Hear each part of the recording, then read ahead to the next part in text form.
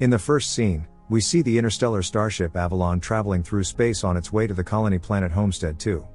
The ship is transporting 5,000 passengers and 258 crew members who are all in hibernation. The Starship is 30 years into its 120-year journey when suddenly the ship encounters an asteroid belt. As the ship collides with numerous smaller asteroids, the ship's defenses are being weakened. The main shield is given extra power, but as the ship collides with a massive asteroid, the force field fails and the ship takes damage. The ship starts to do automated repairs, but one of the sleep pods malfunctions and the passenger Jim Preston, who is a mechanical engineer, wakes up. As Jim's pod opens and he becomes conscious, an avatar assists with his awakening and informs him that he has been in suspended animation for 120 years and that the ship is only 4 months away from the planet Homestead 2. He is also informed about the various luxurious features of the ship that he has the benefit of utilizing and all the activities that he will participate in. Jim's wristband is scanned and he is led to his cabin. The following day, Jim gets ready and is both excited and a bit anxious to meet the others aboard the ship. As Jim goes to an automated lecture explaining their journey and why they are colonizing Homestead 2, Jim starts to get worried as the lecture is intended for a whole group of people and he is the only one there.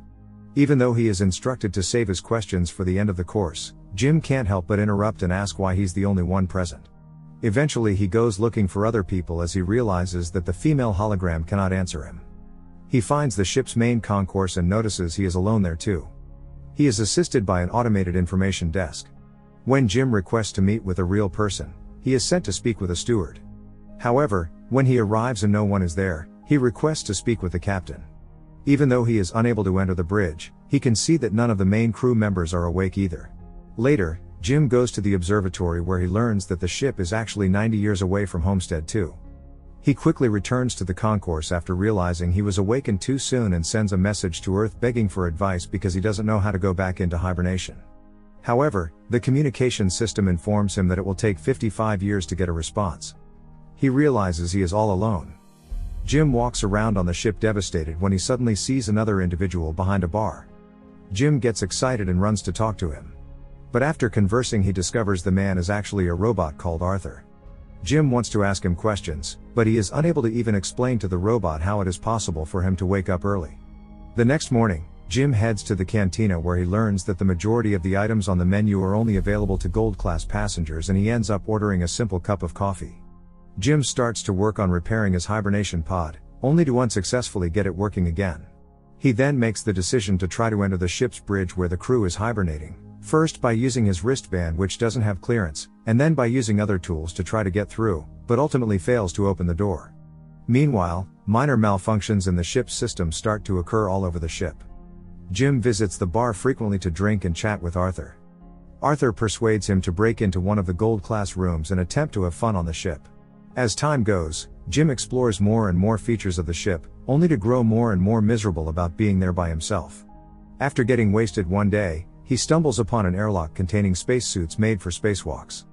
Jim puts one on and gets into the airlock where he opens the door to the ship's outside. A lifeline is attached to his spacesuit and Jim walks out to the ship's exterior. He releases the magnets on his boots and floats out into space. While watching the vastness of the universe, Jim starts to cry. He returns inside, removes the suit, and then goes back to the airlock without it. He pulls the lever and is prepared to put an end to everything, but he suddenly changes his mind and runs away from the airlock only to trip over a bottle he had thrown away in anger earlier. Jim gets to his feet and is immediately drawn to a woman in a pod who he can't take his eyes off. He learns her name is Aurora. He listens to her in her video bio and looks through her files in the directory and becomes obsessed with her. Jim starts to discuss her with Arthur. Jim can't stop thinking about her, and he starts to consider something. He takes the pod manual and goes to see Arthur. Jim wants to open Aurora's hibernation pod, but Arthur says it's not a good idea. Some time passes and Jim considers not to go through with his idea, but he can't help himself since he's been alone for over a year and gets determined to wake Aurora up. He works on Aurora's pod and is able to turn it on. Before she wakes up completely, Jim runs away and hides his tools. Later, he goes to the main hall where he finds Aurora. She is confused and wonders where everyone is. Jim explains that he is the only one awake and that her pod must have accidentally been activated. He informs her that they are far from reaching Homestead 2 and shows her his failed attempts to get into the ship's bridge while explaining that he has been there alone for over a year. Aurora panics and runs back to try to return to her pod. Jim stops her and clarifies to her that there is no way for them to get back into hibernation. As they walk back to the main hall, Jim advises her to rest and walks her to her cabin. Jim, feeling bad about what he did, goes to talk to Arthur in the bar to ask Arthur not to tell Aurora that he woke her up. Aurora awakens the following morning. She returns to the concourse and inquires about the hibernation pods at the automated information desk. Jim finds her and asks her to join him for breakfast. Meanwhile, even more things start to malfunction in the ship. In the cafeteria, Aurora notices that Jim has been eating the same breakfast for over a year and orders him something from the gold class menu. They discuss the prospect of fixing the pods and Aurora is not prepared to give up, unlike Jim. After looking through research materials, she attempts to break into the ship's bridge but is unsuccessful. Meanwhile, we see Jim finding more and more malfunctions around the ship. Some time later, Aurora is seen keeping journals, jogging around the ship, swimming, and keeping herself distracted. One day she approaches Jim to ask him about his reasons to leave Earth for Homestead 2. Jim explains that he is an engineer and wants to fix things, not replace things like people do on Earth. He continues by saying that he wants to build his own life, like building his own house to live in. Jim then asks about Aurora's reasons for going to Homestead 2. She answers that she intends to visit Homestead 2 for a year to talk to colonists and listen to their stories before returning to Earth, becoming the first journalist to do so, and in the process, make history. They start to get to know each other better and start to spend more time enjoying each other's company. They eat at restaurants, play basketball, go dancing, watch movies, and they visit the bar where Aurora is introduced to Arthur. One day Aurora finds a miniature model of the Empire State Building that Jim has created for her. Jim asks Aurora out on a date, which she accepts. They go to the bar for some drinks and then head to the restaurant where Jim invites Aurora on a spacewalk. Jim leads Aurora to the airlock after dinner, where they suit up. They enter the airlock and leave the ship. As they look out in space, they both hold hands. They turn off their magnetic boots and leap out into the emptiness of space. After returning to the ship, they start sharing a passionate kiss and then go to Jim's cabin to make love. The following morning, while eating breakfast, Jim tells Aurora she's the most beautiful woman he's ever seen. Aurora climbs over the table to get closer to Jim. They get back to Jim's room once more. They spend more and more time together and Aurora moves in with Jim. They go jogging, eat at fancy restaurants, and sleep together. They explore the Avalon to find adventurous and fun things to do. One day, on Aurora's birthday, they happen to closely pass by a giant star and they enjoy the magnificent view together. Later that evening, they celebrate Aurora's birthday in a restaurant and then in the bar. Aurora tells Arthur that Jim and her have no secrets, which Jim agrees to. Soon after, while Aurora stays in the bar talking to Arthur, Jim goes to the restroom to prepare a ring he made for her. Arthur tells Aurora that Jim purposefully awakened her up, not realizing he was still supposed to keep it a secret. She confronts Jim when he returns and Jim confirms it's true since the truth is already out. Aurora goes into complete shock and runs away. As Jim returns to his cabin, he finds that Aurora has moved to her own cabin as all her things are gone. Aurora is devastated. The following day Jim sees Aurora in the cantina and tries to apologize, but as soon as he opens his mouth she walks away. One night, when Jim is sleeping, he is awakened by an angry Aurora hitting and kicking him. Jim doesn't try to defend himself. Aurora grabs a crowbar and lifts it above her head to hit Jim, but hesitates because she can't go through with hurting him and she leaves his cabin. The following day when Aurora is jogging, Jim tries to apologize to her using the ship's speakers.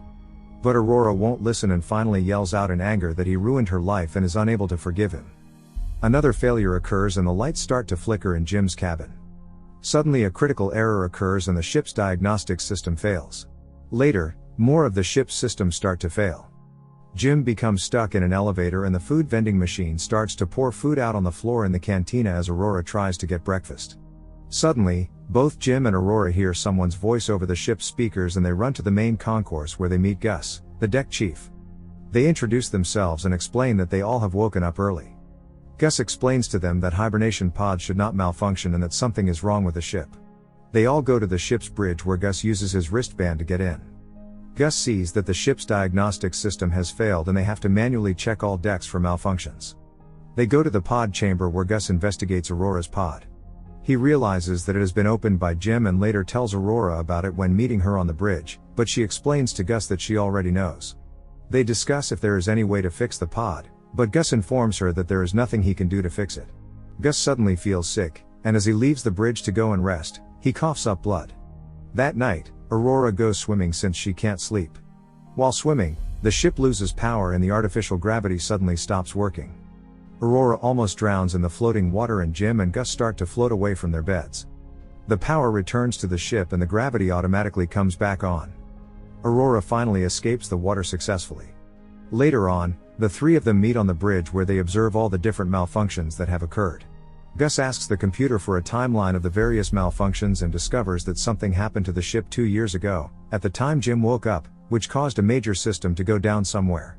To find the main cause of the problems, all three head for the main engineering room. Gus passes out as they get there, so Jim and Aurora take him to the medical bay. After an exam they find out that Gus is dying due to hundreds of different conditions which there is no cure for. They believe the reason for this state of health is because of his malfunctioning pod. Before Gus dies, he hands Jim his wristband so that he and Aurora have access to the whole ship. Suddenly the spacecraft begins to tremble and the engine fails. They rush toward main engineering, but the gravity drive experiences yet another failure. Right after, the robot Arthur starts malfunctioning and Jim and Aurora save him from destroying himself by disconnecting his power. They eventually make it to engineering, where they begin looking for the issue. They find several holes created by the asteroids that the ship collided with. When they open a hatch, Aurora is almost sucked out into space through one of the holes. Jim is almost sucked in too but manages to hold on to the hatch. He passes a tablet to Aurora with which she is able to block the hole with. They soon discover that the temperature in the room is high and find that the main reactor also has been hit by the asteroid. Jim believes he can fix the cooling system, which has been hit, by replacing the damaged part. They locate the component and replace it, but the reactor's venting system is still malfunctioning. They attempt to vent it manually but fail. Jim realizes that in order to cool the reactor down he must open the vent door from outside the ship. They both proceed to the airlock and as he prepares to exit he hands Aurora Gus's wristband in case he doesn't return. As he enters the airlock, Aurora tells him that he must return because she can't live without him aboard the ship. Aurora returns to the reactor to try the manual vent again, but fails. As Jim approaches the vent from the outside, a sharp object from the reactor hits Aurora in the arm. The temperature in the reactor room rises. Jim tells Aurora that he will need to manually hold the door open while she vents the reactor. She doesn't like the idea because she doesn't want Jim to die, but Jim says that they have to do it to save everyone else on the ship. He opens the door and instructs her to vent the reactor, and while crying, she does. The cooling of the reactor is successful, but Jim's lifeline breaks and he is thrown out into space with no way to get back to the ship. His suit is also losing pressure due to some debris puncturing his spacesuit. Over the comm, Jim tells Aurora what happened. She runs to the airlock and puts a spacesuit on, all while Jim offers her an apology. She steps out from the ship and leaps out to catch him. But her lifeline is too short to get to him. Desperately and with the fear of losing Jim, Aurora suddenly sees a part of Jim's lifeline that is still stuck to him and manages to get a hold of it. Back in the airlock, Jim seems unconscious and Aurora drags him to the medical bay only to find that he has already died. Using Gus's wristband, she overrides medical protocol to revive him. The medical pod successfully brings Jim back to life and is met by Aurora who forgives him. In the next scene, Aurora is seen fixing Arthur and Gus gets a proper burial in space. Jim figures out a way to convert the medical pod into a hibernation one and informs Aurora about it. Jim wants Aurora to get inside the pod so that she can have the adventure she always wanted. But Aurora rejects his offer. Jim gets the chance to propose to Aurora again, and she accepts. The scene cuts and we see the Avalon arrive at Homestead 288 years later. We see the rest of the passengers waking up from their hibernation pods, who find the ship's interior full of trees, plants, animals and life. We also hear Aurora's voice as she recounts the good life she and Jim had on the ship. The end.